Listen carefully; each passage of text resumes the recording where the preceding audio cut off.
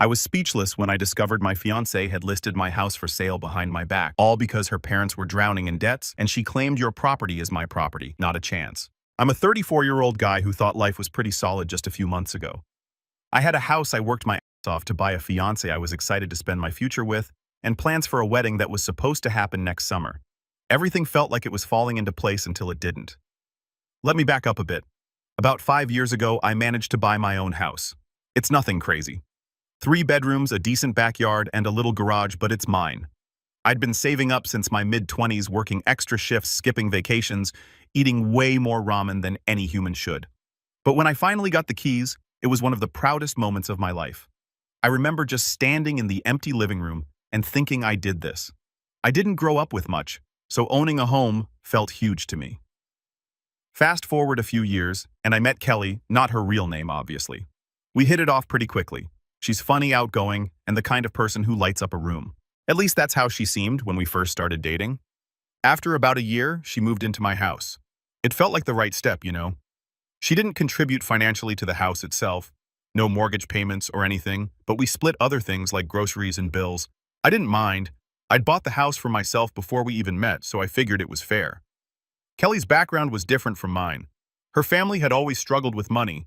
She told me stories about how they'd max out credit cards just to get by and how her parents were always scrambling to stay afloat. I felt bad for her and her family. I mean, everyone's got their challenges, right? But over time, I started noticing little things that didn't sit right.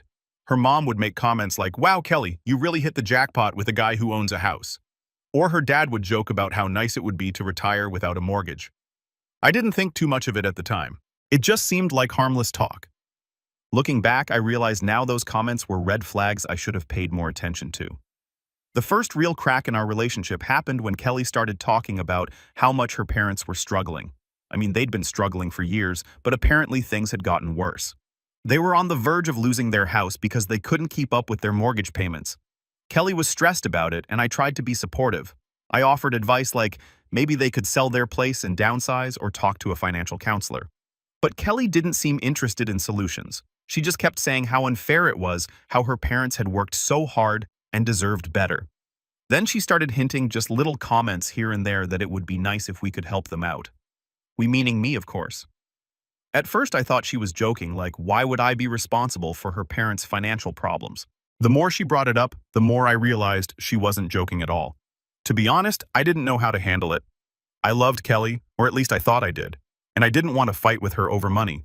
But at the same time, I wasn't about to bail out her parents. I worked my ass off to get where I am, and their poor financial decisions weren't my responsibility.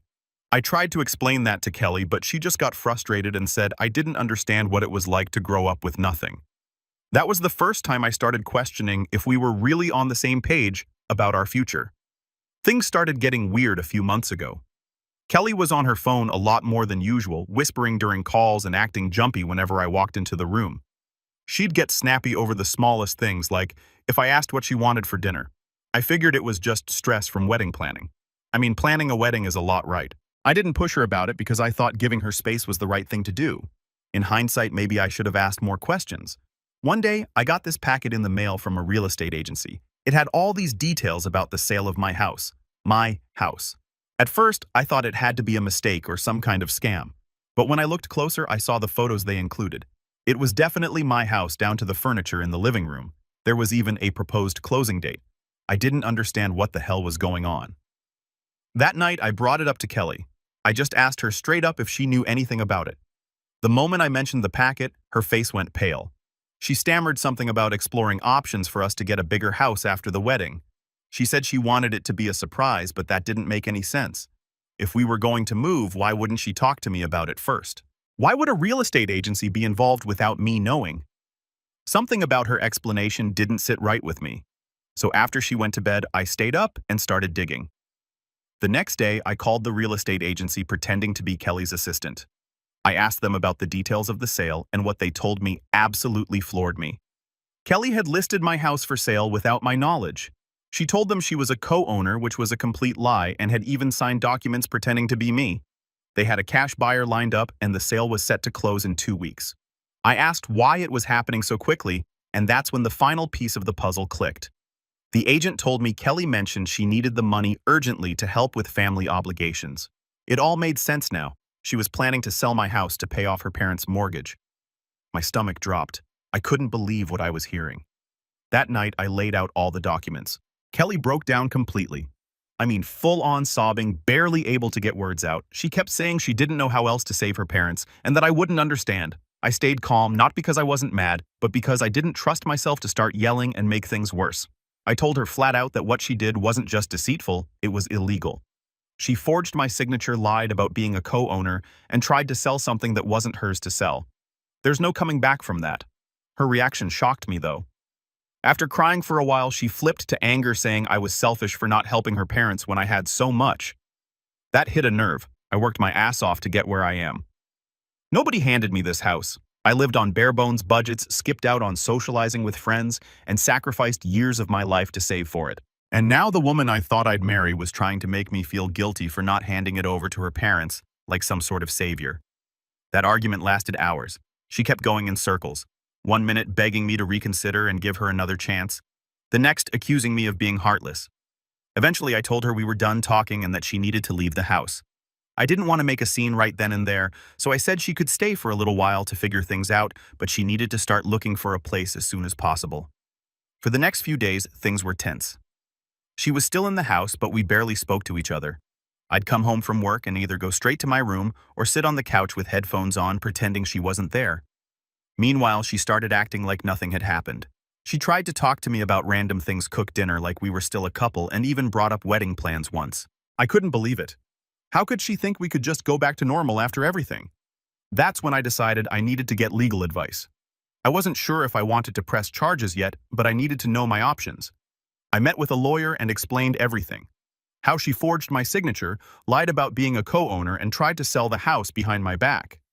The lawyer didn't sugarcoat it. This was serious fraud. If I wanted, I could file charges and Kelly could face real consequences.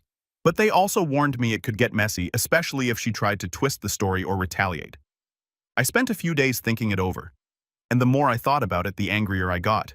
Kelly didn't just betray my trust. She put me in a position where I could have lost the house I worked so hard for. What if I hadn't opened that packet in time? What if the sale had gone through? I'd be the one left scrambling to fix everything. All because she wanted to bail out her parents. By the end of that week, I decided to press charges. It wasn't an easy decision, but I felt like I had to protect myself. I didn't want to be the guy who let someone walk all over him just because he was afraid of drama. My lawyer helped me file the paperwork, and I let Kelly know that I'd taken legal action. She didn't take it well. Actually, that's an understatement. She completely lost it. When I told her about the charges, she started screaming at me, saying I was ruining her life and that I'd regret it. She said I was cruel for putting her in this position and that I was choosing money over love. I didn't even respond. At that point, there was nothing left to say. I told her she had 30 days to move out and that we were done. She stormed off to the bedroom, slammed the door, and didn't come out for the rest of the night. The next morning, I woke up to find she'd started packing. It wasn't much, just a couple of suitcases, but it was a step in the right direction. I felt relieved, honestly. I just wanted her out of the house so I could start moving on. But then things got even weirder. About a week later, mutual friends started messaging me asking what was going on. Apparently, Kelly had posted some dramatic rant on Facebook about how I threw her out and abandoned her when she needed me most. She made it sound like I blindsided her and ruined her life out of nowhere. Of course, she left out the part where she tried to commit fraud and sell my house behind my back. I wasn't sure how to handle it. Part of me wanted to post all the evidence, screenshots, documents, everything, and let people see the truth, but my lawyer advised against it, saying it could complicate the legal process. So instead, I kept it simple. I posted a short, neutral statement. Integrity and trust are the foundation of any relationship. When that's gone, there's nothing left to build on. It wasn't much, but it made people think twice about her story. Some of our mutual friends reached out privately, and I explained the situation to them. Most of them believed me right away, especially after I showed them the evidence. A few people tried to stay neutral, saying they didn't want to get involved. Fair enough, I guess. But the whole thing left a bad taste in my mouth. Kelly was clearly trying to save face by painting herself as the victim, and it was working with some people. I thought that was the worst of it, but I was wrong. One afternoon, I was at work when I got an alert from my home security system. I'd recently upgraded it, and thank God I did. The alert was a motion detection notification from the back of my house. I pulled up the live feed on my phone, and my jaw dropped. There, plain as day, was Kelly and her dad trying to break into my house. They were at the back door with what looked like some kind of crowbar or pry tool. Her dad was working on the lock while Kelly stood there holding a couple of duffel bags. I couldn't believe what I was seeing. It wasn't just some random act of desperation. They came prepared. They were planning to take something, probably whatever they could grab quickly. I called the police immediately and explained the situation. The dispatcher told me to stay on the line while officers were sent to my house. I was freaking out pacing in my office while watching the live feed. They didn't notice the cameras, so they kept at it, taking turns trying to force the door open. It felt like forever, but in reality the police arrived pretty quickly. The live feed showed 2 squad cars pulling into my driveway, and Kelly and her dad froze when they saw the flashing lights. They tried to talk their way out of it, but the officers weren't buying it. They were detained on the spot. When I got home later that day, I met with the officers and gave them my statement. Kelly tried to claim she was just there to pick up a few things she left behind, but I called her out. She'd already moved everything out weeks earlier down to her last sock. There was no legitimate reason for her to be there, let alone with her dad and a crowbar. I pressed charges for trespassing and attempted burglary. I wasn't about to let this slide. The officers seemed to take it seriously, especially after I showed them the footage from my security cameras. It was crystal clear what they were doing. Kelly and her dad were both taken into custody, and I thought that would finally put an end to things. Spoiler alert, it didn't. A few days later, I got a phone call from Kelly. At first, I wasn't going to answer. I mean, what could she possibly say after everything? But curiosity got the better of me. When I picked up, she immediately started crying. She told me she was sorry and that she just didn't know what else to do. She claimed she only broke in because she was desperate to get a few sentimental things she'd forgotten. I didn't believe her for a second. Then came the bombshell. She said she was pregnant. I didn't even know how to respond at first. After a long pause, I asked her why she was only telling me now. She said she'd been scared and didn't know how I'd react. She said the stress of the breakup and everything with her parents had made her hesitant to share the news. I'll admit for a split second I wondered if it could be true. But something about the timing felt off. I told her calmly but firmly that if she was pregnant, I'd do the right thing. I'd step up and support the child, no question. But I also told her that I'd need a doctor's confirmation and a paternity test. That's when she started backtracking. She said she wasn't ready to involve doctors yet and that I just needed to trust her. That was a massive red flag. After everything she'd done, trust wasn't exactly in the cards anymore. I told her I wasn't playing games and that if she wanted my involvement, she'd need to prove her claims. Then I hung up. That was the last I heard about her so-called pregnancy. No follow-ups, no doctor's notes, nothing. I can only assume it was another desperate attempt to manipulate me. The final straw came about a week after the pregnancy stunt. I received a letter from a lawyer. Apparently, Kelly had hired someone to try and shake me down for money. The letter was absolutely ridiculous. It accused me of causing her emotional distress by breaking off the engagement and evicting her from my house. It also demanded compensation for the time she had lived with me, claiming she had enhanced my life in ways that deserved financial repayment. But the wildest part, the letter also demanded financial support for her parents, arguing that I'd benefited from their daughter and therefore owed them something in return. I was floored. I showed the letter to my lawyer, who honestly looked like he was trying not to laugh. He helped me draft a response that shut the whole thing down. We laid out everything Kelly had done, from the fraudulent house sale attempt to the break-in, and made it clear that if they pursued legal action, I'd counter-sue for damages, legal fees, and defamation. We didn't hold back, and I made sure every word was backed up with evidence. That letter must have done the trick because I never heard from Kelly or her lawyer again. The legal nonsense fizzled out as quickly as it started, and I was finally able to breathe a little easier. Looking back, the break-in was probably the most surreal part of this whole ordeal. I mean, who does that? I'll never understand what was going through Kelly's head, or her dad's for that matter. The lengths they were willing to go to were insane. It wasn't just about the house anymore. It felt like they were trying to take me down with them.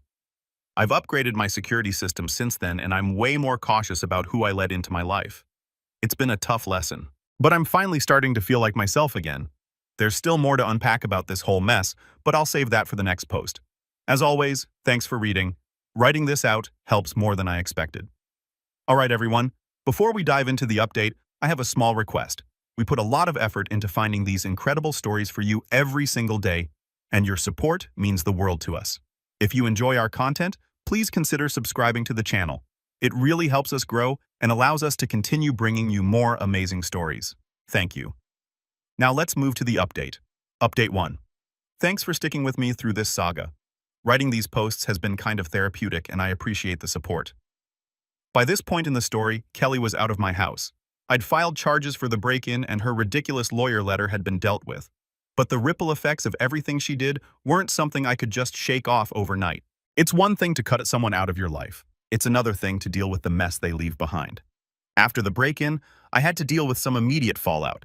For starters, the house didn't feel the same anymore. The break-in left me paranoid.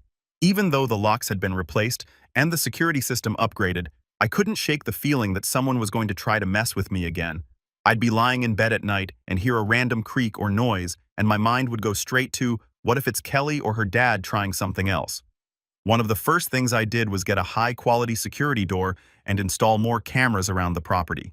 I even paid extra for a service that monitors the cameras and alerts me if there's suspicious activity while I'm away. Honestly, it was expensive, but it gave me some peace of mind which I desperately needed. I also started to notice how much of my personal life had been tied up with Kelly. Little things reminded me of her all the time. The dining table where we'd shared so many meals, the bookshelf she insisted we organize together, even the couch where she used to binge-watch her shows. It all felt tainted.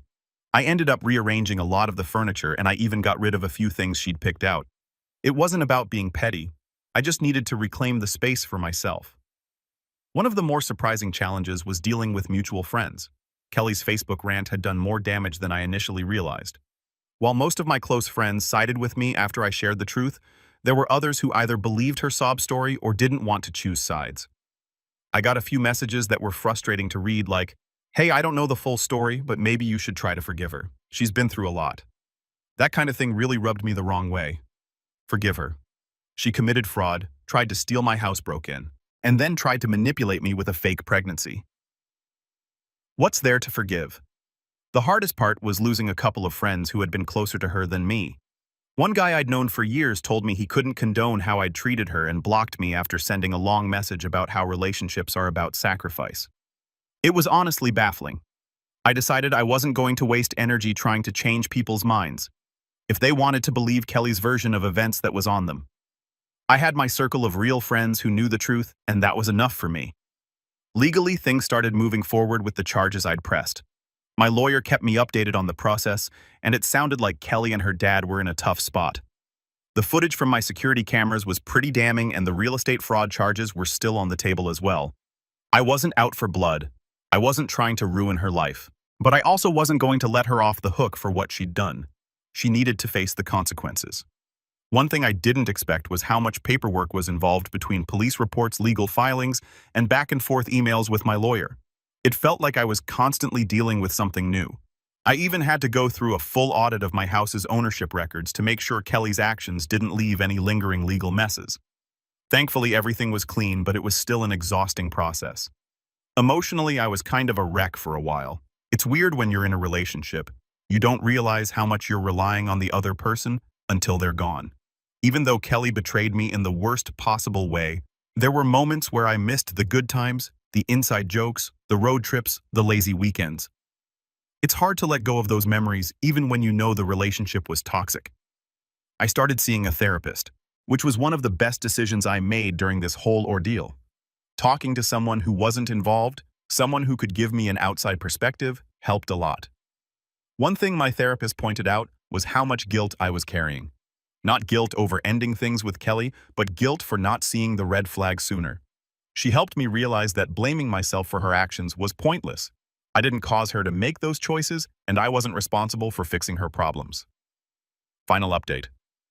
Hey everyone, this will probably be my last update. Writing all this out has been a crazy experience, but it's also been therapeutic. Now that I've had some time and space from the chaos, I think I'm finally ready to close the book on this chapter of my life. So here's what the last few months have looked like and what I've taken away from everything. First off, let's talk about the legal side of things. The charges I pressed against Kelly and her dad moved forward, and they eventually reached plea deals. I won't get into the exact details because I don't want to risk violating any agreements, but let's just say the legal system didn't go easy on them. Kelly got a hefty fine and some mandatory community service for her role in the fraud and break-in. Her dad, who was more involved in the physical trespassing, ended up with similar penalties, but also some probation. I don't feel bad about how things turned out for them.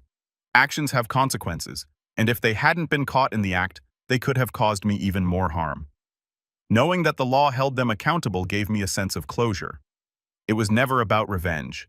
It was about standing up for myself and making sure they couldn't get away with what they did. On a personal level, one of the hardest things I've had to deal with is rebuilding trust. Not just in other people, but in myself. For a long time, I kept asking myself how I could have missed the signs. How did I not see Kelly for who she really was? The truth is, it's not that simple. Manipulative people don't show their true colors all at once. They test boundaries, push limits slowly, and disguise their selfishness as love or care. I've spent a lot of time reflecting on the relationship. And one thing I've realized is that Kelly wasn't just a bad partner. She was a master manipulator. She knew exactly how to make me doubt myself and feel like I was the one who needed to change or compromise. Looking back, I can see so many moments where she crossed the line. But at the time, I let it slide because I cared about her. That's the part that stings the most. I cared about someone who saw me as a tool for her own benefit. If there's one piece of advice I'd give to anyone reading this, it's to pay attention to how someone handles your boundaries. Do they respect them, or do they push against them? Are they willing to have honest conversations, or do they guilt and manipulate you into doing what they want? Boundaries aren't just for keeping others in check. They're there to protect you from losing yourself. Thanks for sticking with me through all of this. Writing it out has been a journey, and I'm grateful to have this space to share. Here's to moving forward and building something better.